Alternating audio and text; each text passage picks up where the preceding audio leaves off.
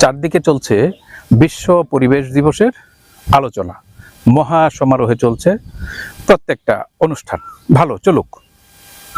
আমাদের নিজস্ব দায়বদ্ধতা ও মানুষের অনুরোধে এসেছিলাম এই বিশ্ব পরিবেশ দিবসে ময়মনসিংহ সিটি কর্পোরেশনের মাঝখান দিয়ে প্রবাহিত এই ব্রহ্মপুত্র নদের বর্তমান পরিবেশ নিয়ে কথা বলার জন্য।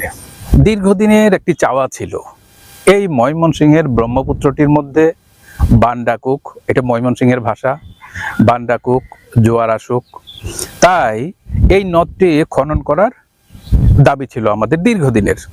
অবশেষে আমরা খুব আনন্দিত হলাম। ময়মনসিংহের ব্রহ্মপুত্রটি খননের যে প্রকল্প, সেই প্রকল্পটি পাশ হলো প্রায় 3,000-3,500 কোটি টাকার।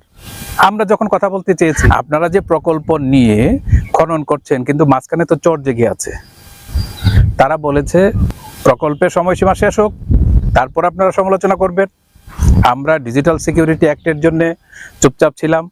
আমরা যতটুকু কথা বললে সেই ডিজিটাল সিকিউরিটি অ্যাক্টের মধ্যে পড়ি না, সেভাবেই কথা বলেছি। অবশেষে প্রকল্পের মেয়াদ শেষ হয়েছে। আমাদের গণমানুষের যে আকাঙ্ক্ষা, সেই আকাঙ্ক্ষাটি বাস্তবায়ন করা হোক। নদীটিকে পুনরায় খনন করে অবৈধ বালি উত্তোলন বন্ধ হোক, আর যারা এই লুটপাট করলো তাদেরকে আইনের আওতায় আনতে হবে।